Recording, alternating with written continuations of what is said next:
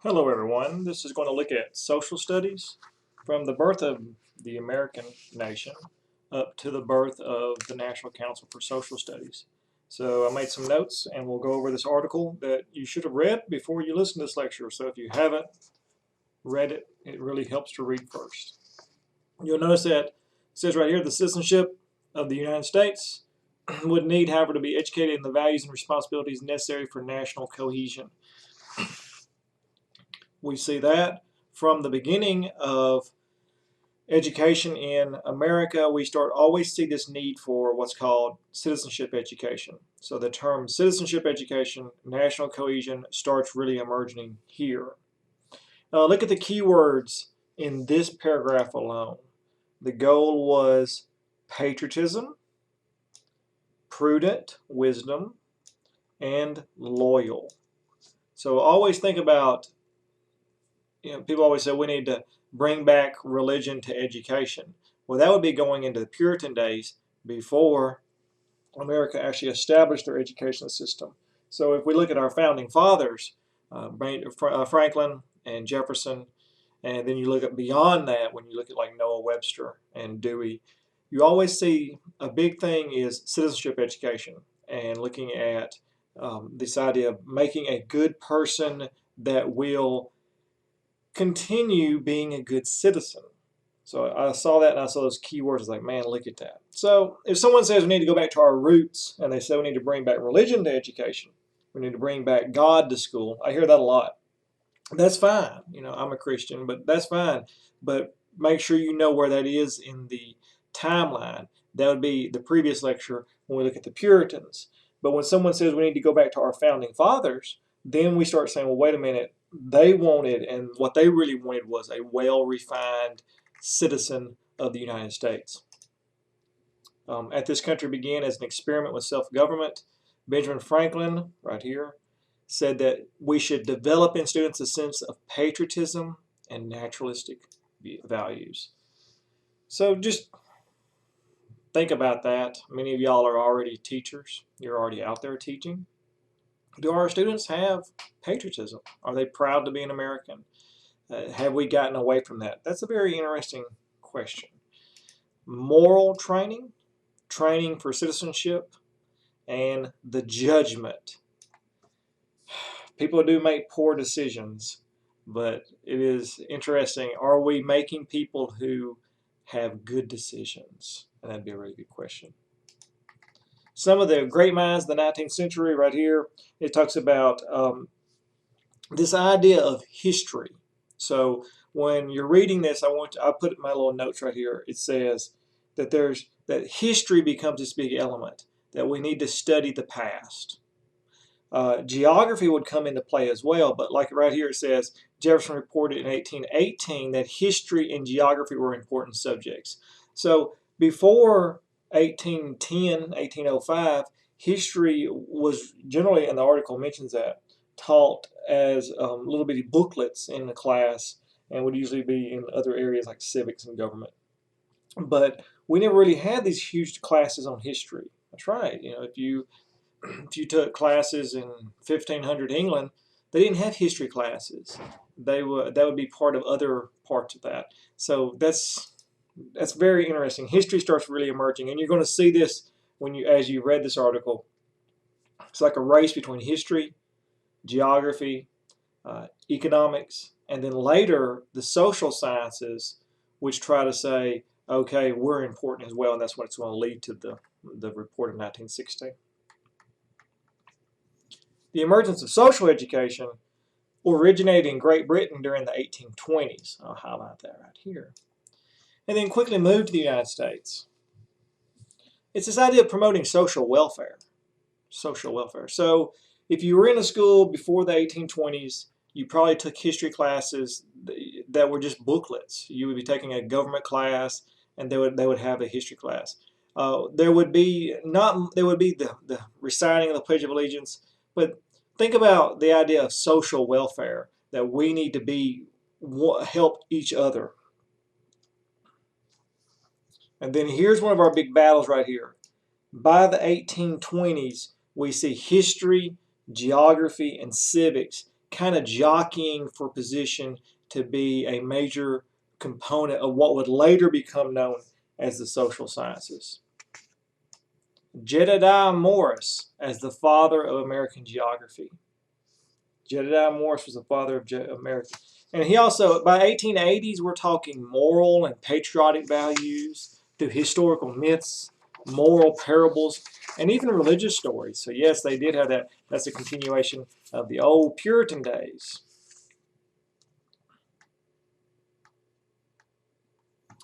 These sections right here talks about history.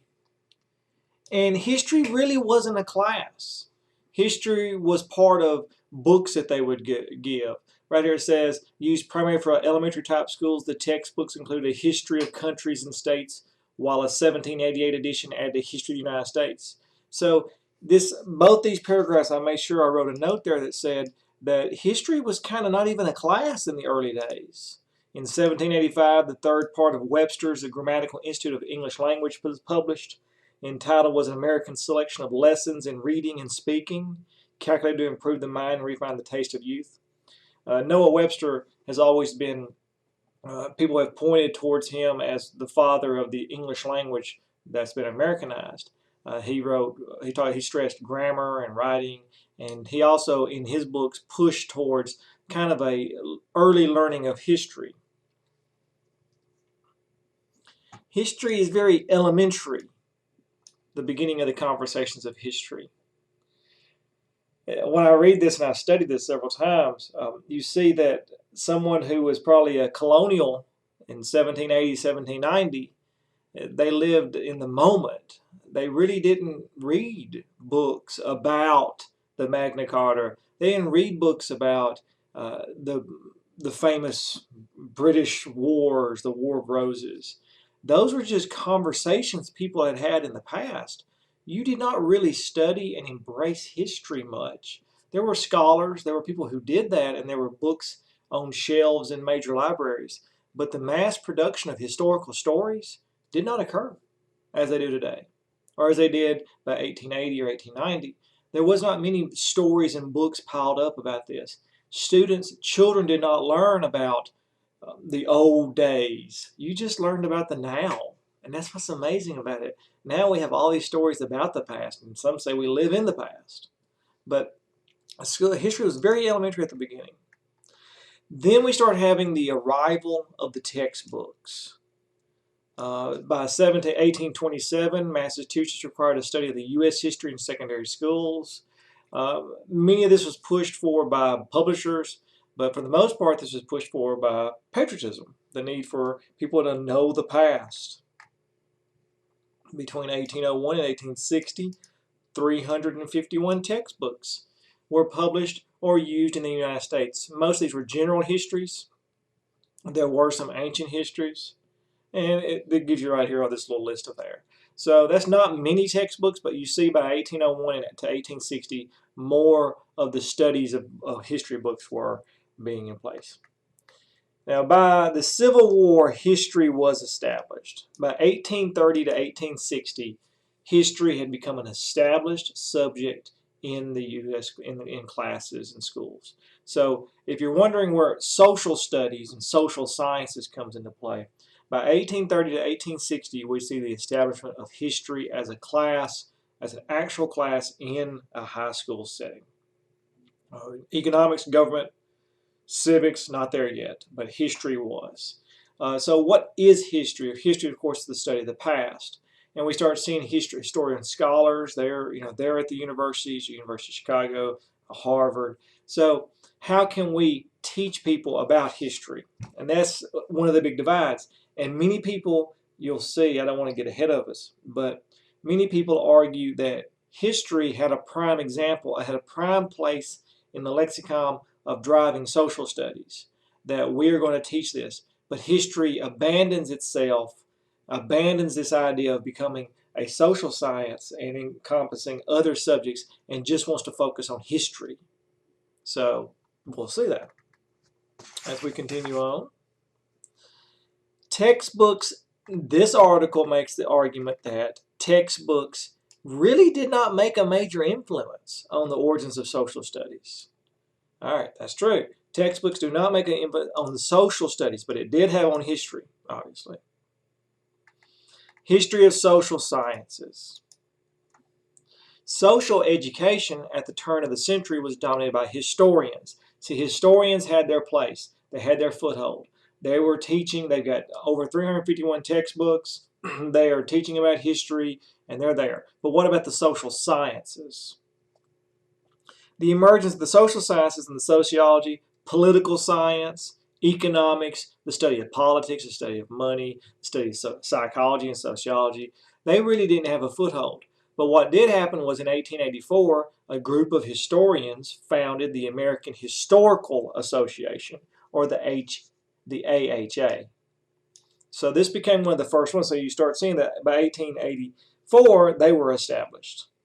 So the AHA takes their place. Now, there's a lot of books written on here, and there's a lot of articles written on here, that for the most part, political science, civic education, really was put off to the side in the realm of AHA, that the American Historical Association did not want any part of that. So they were then forced to create their own associations, such as the American Political Science Association, occurred in 1903, the American Sociology Association by 1905. So you're seeing what's happening. You've got the American Historical Association, all of historians not wanting to talk about economics, not wanting to talk about psychology and sociology or political science. Let's not talk about the whole idea. Let's just do a pure interpretation, a pure dissection of historical events and list the sources. Well, all these other people say, well, we want to be part of that too. We want to have our own impact. So this is a prime time for the creation of a national social studies body. One of the biggest things that affected this was the era that we were living in. By the 1900s, which is 100 and almost 20 years ago, but by the 1900s we had a very large influx of immigrants. So let's just watch a real quick video on immigrants and how they came to America.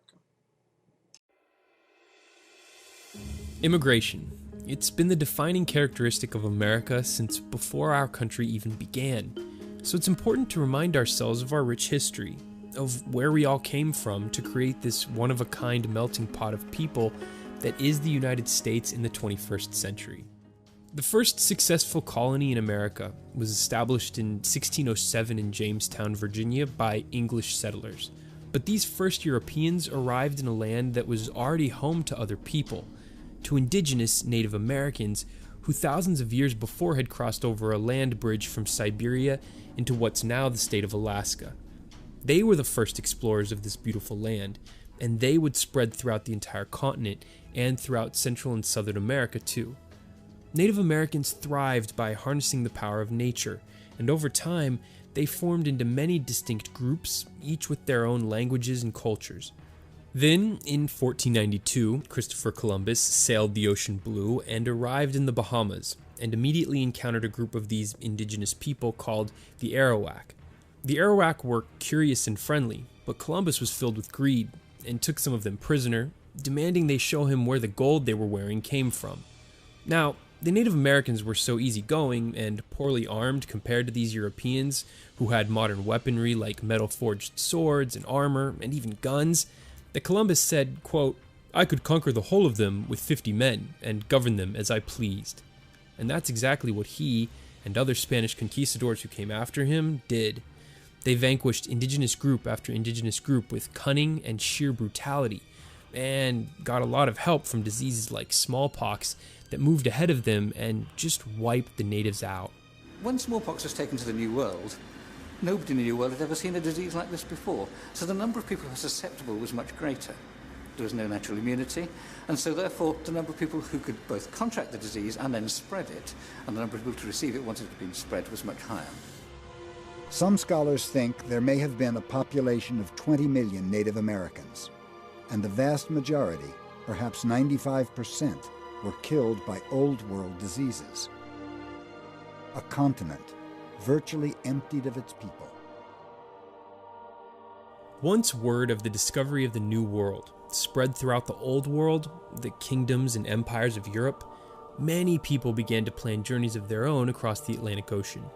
Starting around 1620, tens of thousands of British, German, and Dutch, but mostly British Puritans, came to North America to escape religious persecution, or to search for better opportunity, or simply for an adventure.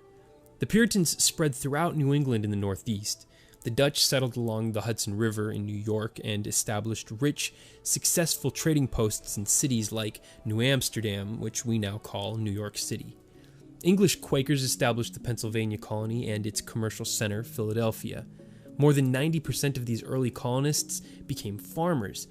And because they were living in small, widespread villages, disease didn't spread as easily as it could back in Europe, which kept the death rate among settlers in America low.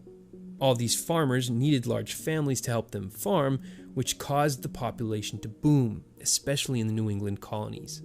As land became harder to come by along the coasts, the roughly 350,000 Scottish and Northern Irish who arrived throughout the 1700s settled inland in western Pennsylvania and along the Appalachians, deep into the South.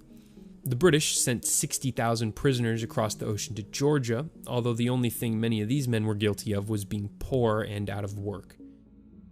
Tobacco was a highly profitable cash crop in the southern colonies, so many British settled there and began to take advantage of the thriving slave trade.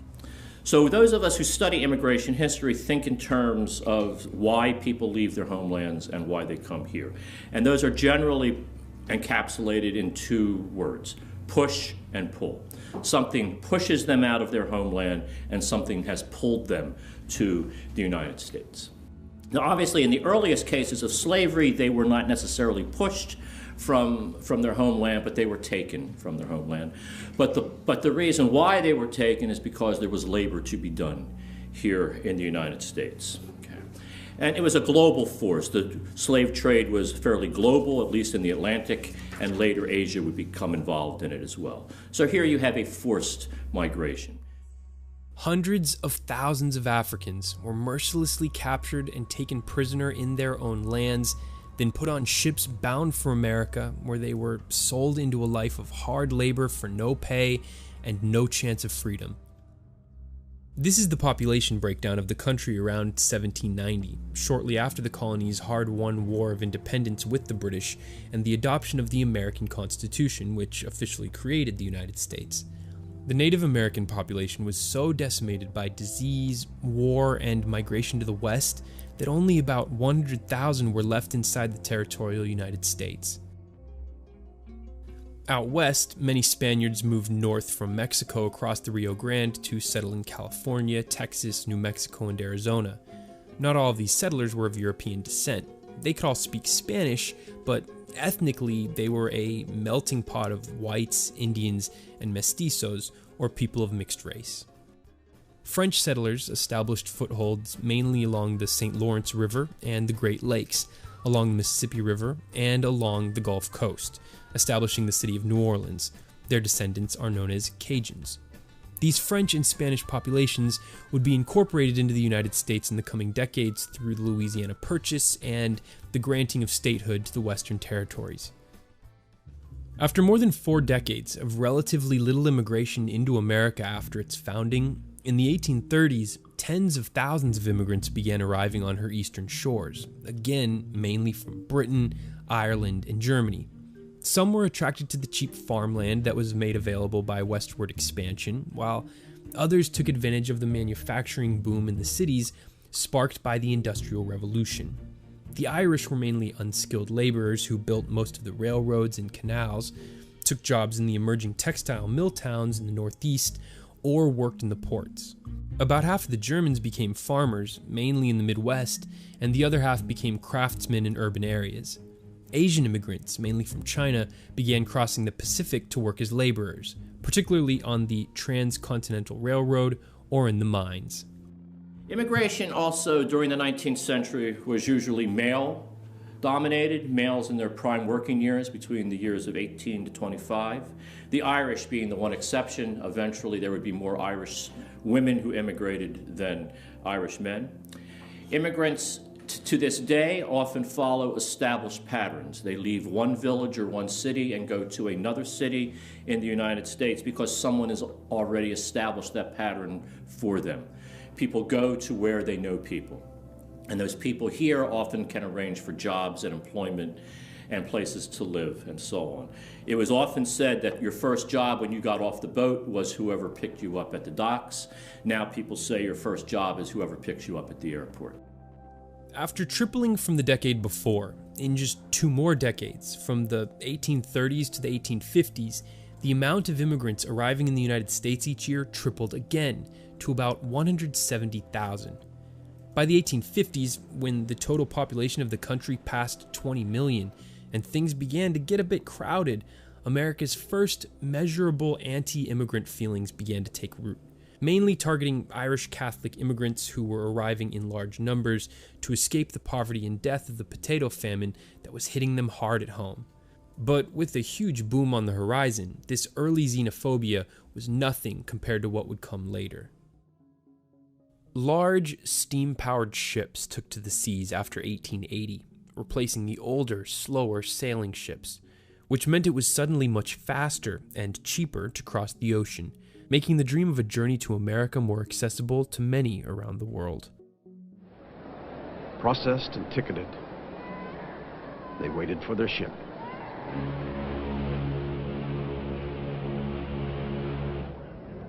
They boarded in many parts of Europe and in many kinds of vessels, most to New York and some to other ports.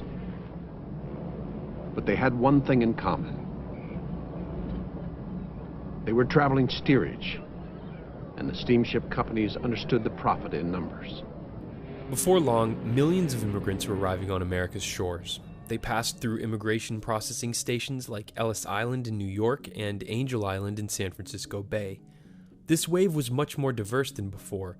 Coming mainly from Southern Europe, it was led by Italians, Poles, Greeks, Swedes, Norwegians, Hungarians, Jews, Lebanese, and Syrians. It was as if God's great promise had been fulfilled. I've gone into a free land. I don't think I ever can explain that feeling that I had that time. It's not my native land, but it means more to me than my native land. It means more to me than my native land.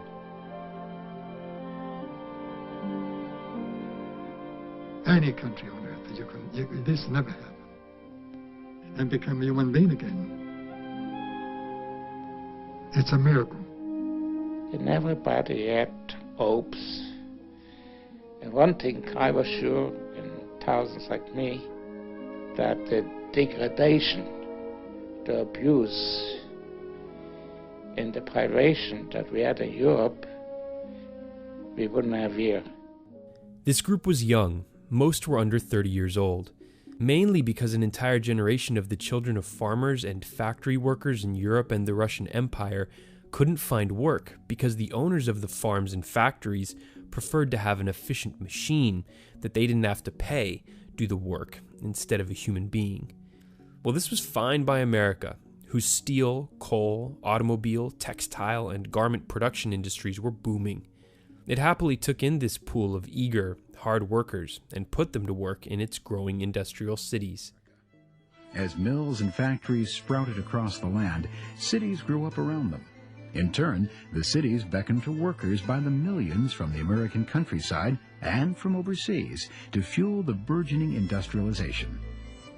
What was once a rural nation was rapidly becoming an urban state. Between 1860 and 1910, the urban population grew from 6 million to over 44 million. The United States also took full advantage of Europe's paralyzation during the First World War. With millions dying in the midst of the bloodiest struggle the European continent had ever seen, every country there had to completely focus its industries on producing all the supplies, the guns, the uniforms, the tanks, the boats, the bullets, all the stuff needed to carry on and win the fight. But with many of its working aged men on the front lines, in hospitals, or at home after horrific injuries, or dead, the factories of Europe couldn't meet all the demand, so US factories made up for the shortfall in production. Before long, the United States had leapt to the front ranks of the world's economic giants. And when the Americans entered the conflict themselves in 1917, U.S. industry was now tasked with supplying its own soldiers too. It was during this 50-year immigration wave, from about 1870 to 1920, when many well-off, white, native-born Americans began to consider mass immigration a danger to the health and security of the country. They started actively organizing to exert political power to slow it down. The first immigration law in American history was known as the Asian Exclusion Act. It was passed in 1875 and, you guessed it, outlawed Asians, specifically Asian contract laborers, from stepping foot on American soil, plus any other people considered convicts in their own countries. In 1921, Congress pushed through a law that marked a turning point in American immigration policy, a law that passed the Senate 78-1. The Emergency Quota Act set strict limits on the amount of immigrants who would be allowed into the country each year. It was very effective. The number of new immigrants let in fell from over 800,000 in 1920 to just over 300,000 admitted in 1921. If the pace of immigration had been like a raging river, this law acted like a dam. But that drop-off in the flow of persons into America still didn't satisfy the anti-immigration crowd who, just 3 years later in 1924, forced Congress to tighten the quota even more, established the Border Patrol, and stated that any undocumented immigrants who entered the country were subject to deportation.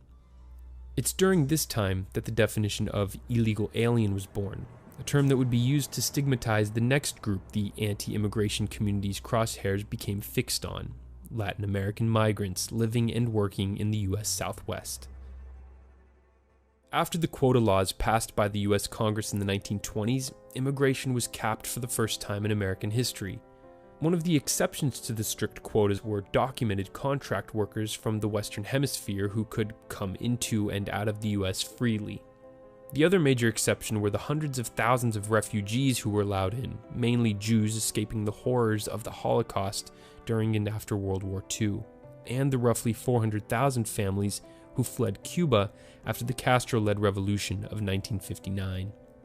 The U.S. entrance into World War II also meant many more Mexican workers were needed to fill in for all the young American men who were off fighting the Germans in Europe and the Japanese in the Pacific. At the end of this period, between 1944 and 1954, the number of immigrants coming from Mexico increased by 6,000%, as many Latin American workers were offered low-wage agricultural jobs in the American Southwest as part of the Bracero program. But large numbers of Mexicans without the necessary paperwork came in search of the American dream too, and what followed is one of the ugliest periods in U.S. immigration history. With pressure mounting to do something about the thousands of immigrants easily crossing the southern border each year, President Eisenhower turned to General Joseph Swing, who launched Operation Wetback in 1954. That derogatory name reveals the insensitivity of the policy, which directed hundreds of federal officials to lead thousands of local police officers on sweeps through neighborhoods throughout the American Southwest, stopping any Mexican-looking person and demanding to see their papers. If they didn't have their papers, they were arrested and deported. Some estimates put the amount of illegal immigrants thrown out of the country above 1 million, leading to countless families being torn apart. In some cases, their American-born children were even sent away. Obviously, this program angered many Mexican-American citizens and anyone else who saw it as a blatant violation of human rights on a massive scale. What we have here is an aggressive and sort of paramilitary approach into deportation and mass deportation, and of course the use of propaganda to address the issue of unauthorized Mexican workers in the United States. Because the Border Patrol agency was so small, I mean, they're using local law enforcement. So while they're out there trying to look for undocumented immigrants, what aren't they doing? Their own basic responsibilities of keeping neighborhoods safe, addressing burglaries, murders, whatever it could be. The Operation Wetback was terminated in large part because of cost, in large part because of it just became too taxing on local resources. What we also found out is that regardless of how far you sent them into the interior, within days, sometimes weeks, we're right back in there. The final era of immigration to America is the one we're still currently in, which began in 1965 with the passage of the Hart-Celler Act. This law finally replaced the unfair quota system with a policy that gives preference to immigrants who have relatives already in the United States, or people with job skills that are highly sought after. All other past restrictions targeting specific groups were thrown out. This was one of the crown jewels in President Lyndon Johnson's Great Society program, and it fundamentally shifted who was allowed in. In 1970, 60% of immigrants came from Europe. This number just fell off a cliff by the year 2000, when only 15% were from Europe. The one thing that didn't change were the many undocumented immigrants from Latin America who continued to come across the border in search of a better life. So, in an effort to address this, in 1986, President Ronald Reagan signed the Immigration Reform and Control Act, which gave green cards to about 2.7 million immigrants. It was the largest single moment of legalization in American history. As a conservative from the anti-immigration party in modern America, the Republican Reagan compromised in exchange for more restrictions on employers who hire illegal immigrants and tighter border security. But it was a flawed law in a number of ways. Mainly, it didn't effectively fix the broken system that was allowing businesses to hire illegal immigrants in the first place. So since the businesses could still break the rules, many low-paying jobs remained for the millions of undocumented immigrants in America that the law still didn't legalize. The bill also didn't adequately fund and equip the Border Patrol, which meant there was still a fairly consistent flow of people coming across the border. To fix some of these problems that still remained, Senator Ted Kennedy introduced and Congress passed the Immigration Act of 1990, which President George H.W. Bush signed into law. This increased the number of legal immigrants entering the United States from around 500,000 per year to 700,000, an increase of 40%. This bill is also noteworthy because it was bipartisan, with a democratically controlled Congress working with a Republican president to pass major, common-sense immigration reform. Since the passage of that 1990 bill, about 1 million immigrants on average legally achieve residence in the United States each year. These are the top 10 countries, ranked by the number of legal immigrants from these countries who came to the United States in 2013, according to the Department of Homeland Security. According to the 2010 census, these are the countries from which all immigrants currently in the United States came from, ranked by the total number of people in America who say they were born in each country. Today, 14.3% of the total American population is foreign-born. That's more than 45 million people. The United States is home to nearly 20% of all the immigrants in the world, and it's estimated that more than 10 million of those immigrants are here illegally, living in the shadows. Thank you for watching. I hope you gained a greater appreciation of who we are as a nation and how immigration has allowed us to attract people from all over the rest of the world. How that is the single most important factor in binding us together and making us such a dynamic country. This video was proudly created by the two-brother team that is The Daily Conversation, the video editor Brendan Plank, and myself.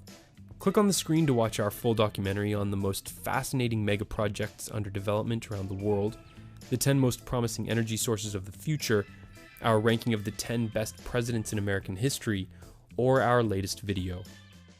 Until next time, for TDC, I'm Bryce Plank.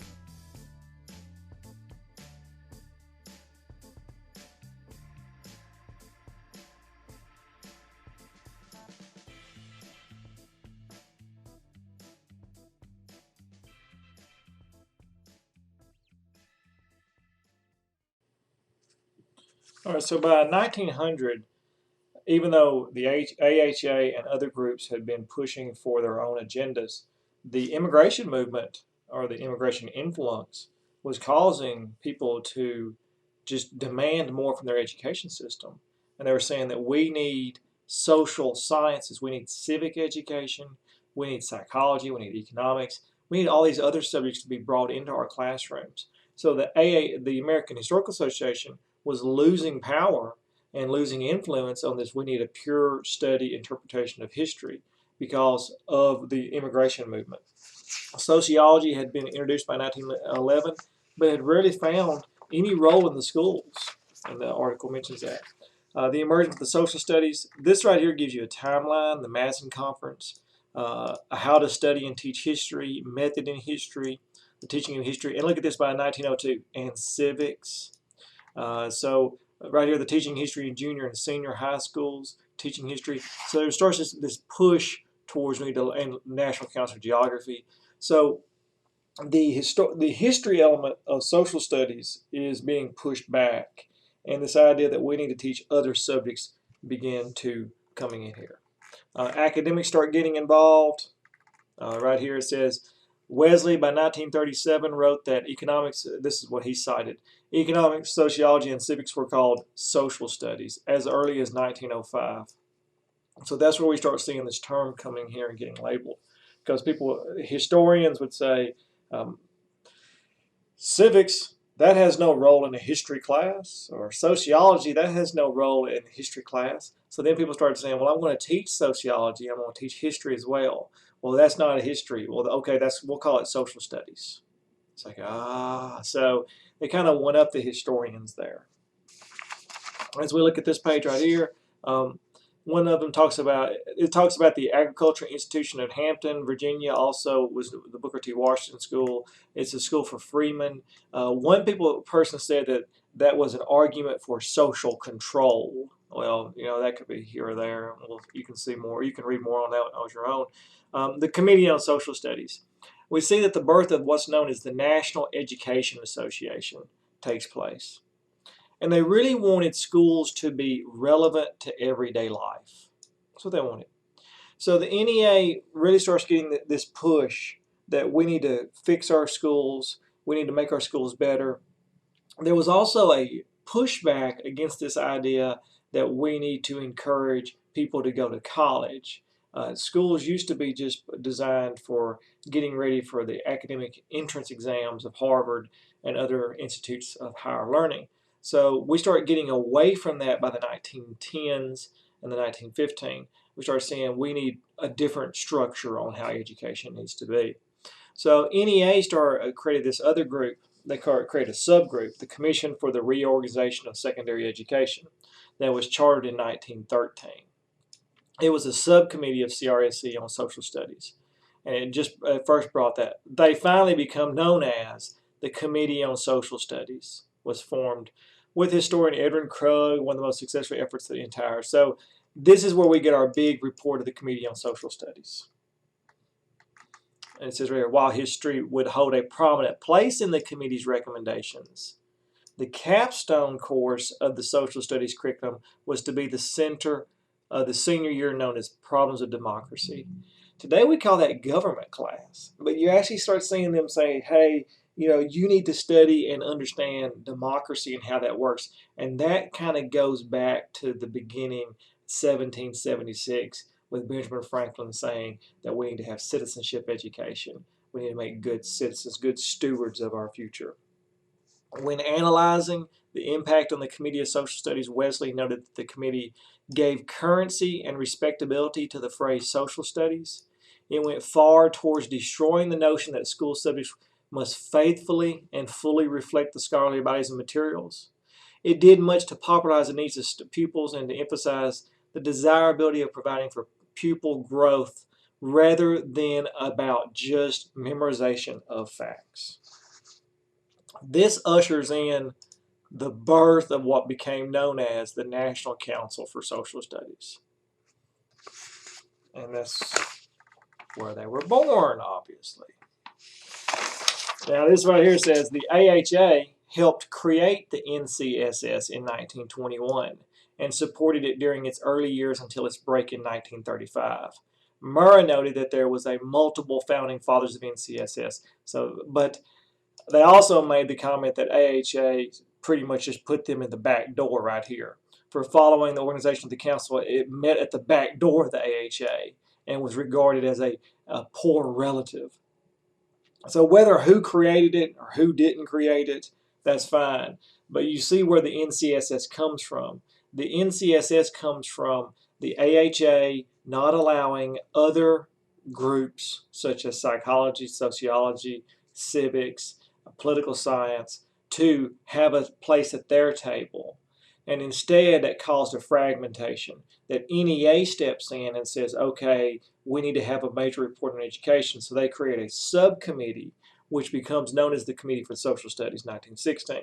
And that all of a sudden gets born this huge National Council for Social Studies, which now if you want to rewrite history, you can say, well, AHA helped create them.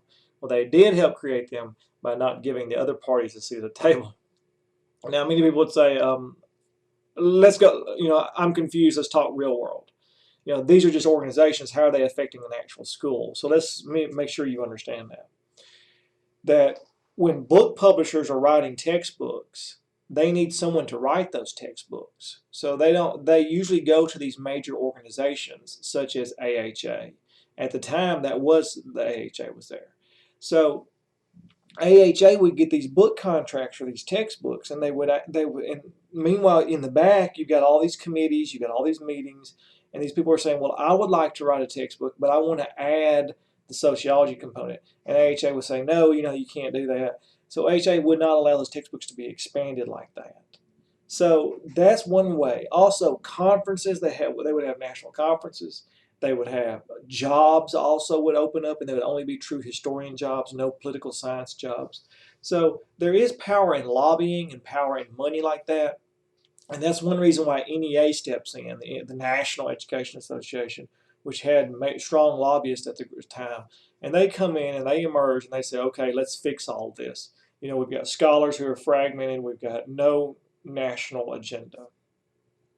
We kind of see this today with the National Council for Social Studies between 2005 and 2016. There was this idea that we were going to have a national curriculum standards, and we were expecting Common Core to come to social studies. So everyone was kind of jockeying for this Common Core social studies, which never developed.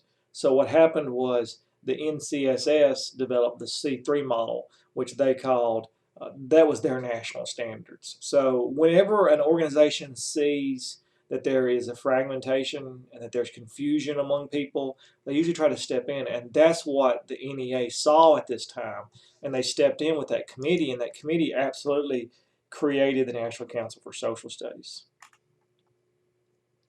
Let's see right here. The council still accepted history and civics as a central part of the social studies and did not want people to think that history was to be abandoned. However, they have favored the social studies because it meant a broader and richer definition of the field, which would create a greater attention to the social sciences. So that's what the committee did, is they did not just embrace history, they embraced all of them.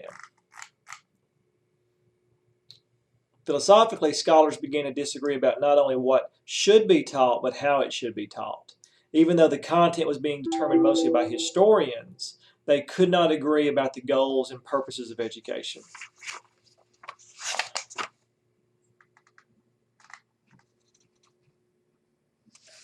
So this would open up a new era of what should be taught and when it should be taught and how we should teach all these things. But now you see where the NCSS comes from. So just to give you a rehash of all that, is what we look at is we see this era of a new birth, a new nation, a colony, and this need for citizenship education. And then we see the history really takes the next century, history takes a good stance and they have like a century of, they're in charge of the textbooks, they're leading the charge. And then by the end of the century, the 1900s, we have immigration really pushing it, and we see a need by the schools saying we need civic education, we need patriotism, we need government, we need those topics. And then that opens up confusion and non-partnership, which leads to NEA coming in and stepping in. So a very interesting time, interesting discussion. I hope you got as much as I did out of this article. I really enjoyed it. This actually comes from the NCSS journal found online. Hope you enjoyed it.